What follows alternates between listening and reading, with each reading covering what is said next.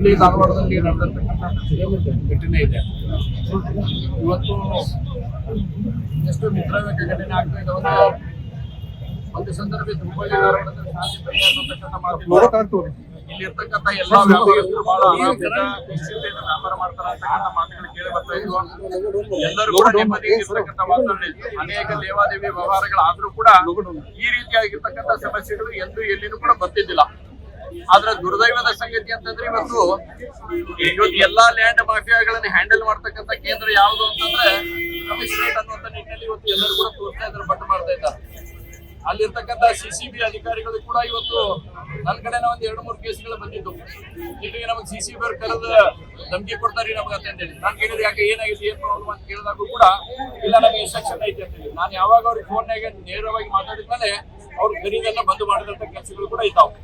ಹೀಗಾಗಿ ನಿನ್ನೆ ಈ ಘಟನೆಯನ್ನ ನಾವು ನೋಡಿದ್ರೆ ಈ ಜಗತ್ತಿಗೆ ಕಾಣುತ್ತೆ ಯಾರು ಗುಂಡು ಹಾಕ್ಯಾರ, ಯಾರು ಗುಂಡು ತಗೊಂಡ್ರು, ಯಾರು ಗಂಡು ತಗೊಂಡ್ರು ಎಲ್ಲ ಕಂಡ್ರು ಕೂಡ ಇನ್ನು ನಾವು ತನಿಖೆ ಮಾಡ್ತೀವಿ ಹೇಳ್ತಕ್ಕಂಥ ಕೃತ್ಯವನ್ನು ನೋಡಿದ್ರೆ ಎಲ್ಲೋ ಇದರಲ್ಲಿ ಯಾವ್ದೋ ಒಂದು ಒತ್ತಡಕ್ಕೆ ಒಳಗಾಗಿ ನನಗೆ ಇರ್ತಕ್ಕಂಥ ಮಾಹಿತಿ ನಿನ್ನೆ ಸಾಯಂಕಾಲ ನಡೆದಾಗ ಅವ್ರ ಕಮಿಷನರ್ ಕ್ಯಾಮ್ರಾ ತೆಗೆದು ಯಾರ್ಯಾರು ಬಂದು ಹೋಗ್ಯಾರ ಅಂತ ಹೇಳ್ಯಾರ, ಯಾರ್ಯಾರು ಬಂದು ಯಾರ್ಯಾರು ಪರವಾಗಿ ಇನ್ಫ್ಲೂಯೆನ್ಸ್ ಮಾಡಿ ಹೋಗ್ಯಾರ ಅನ್ನೋದನ್ನ ಕಮಿಷನರ್ ಅವರು ಈ ತರ ಕರೆಕ್ಟ್ ಆಗಿ ಹೇಳ್ಯಾರ.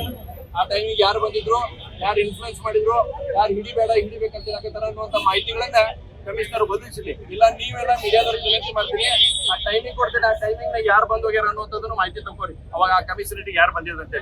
ಅಂದ್ರೆ ಇವತ್ತು ಗುಂಡಾಗಳನ್ನ ಮುಂದಿಟ್ಕೊಂಡು ಇವತ್ತು ಫೈರಿಂಗ್ ಮಾಡಿ ಈ ರೀತಿಯಾಗಿರ್ತಕ್ಕಂಥ ಸಮಸ್ಯೆಗಳನ್ನ ತಂದು ನೋಡಿದ್ರೆ ಇದು ಬಹಳ ಹೇಯವಾಗಿರ್ತಕ್ಕಂಥ ಕೃತ್ಯ ಅಂತ ಹೇಳ್ತಿದ್ದೇವೆ.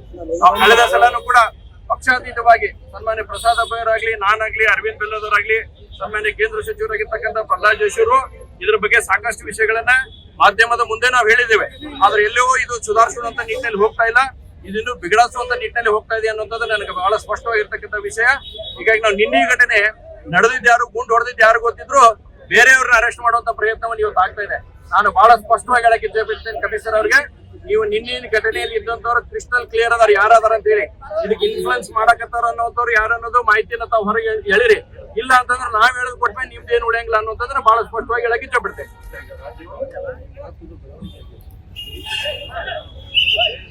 ನೋಡಿ, ಇದು ಕಾಂಗ್ರೆಸ್ ಆಂತರಿಕ ವಿಚಾರ ಇರ್ತಕ್ಕಂಥ ಕಾರಣಕ್ಕಾಗಿ ನಾವೇನು ಬಹಳ ಹಲವಾರು ಬಾರಿ ತಮ್ಮ ಕಾಂಗ್ರೆಸ್ ಪಾರ್ಟಿ ಮನೆಯನ್ನು ಕೊಡಬಾರ್ದಾಗಿದೆ.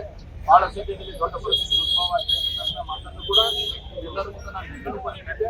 ಅದರ ಅನುಗುಣವಾಗಿ ಇವತ್ತು ಕಾಂಗ್ರೆಸ್ ಪಾರ್ಟಿಯಲ್ಲಿ ಮುಖ್ಯಮಂತ್ರಿಗಳ ಬಲವಾನೆ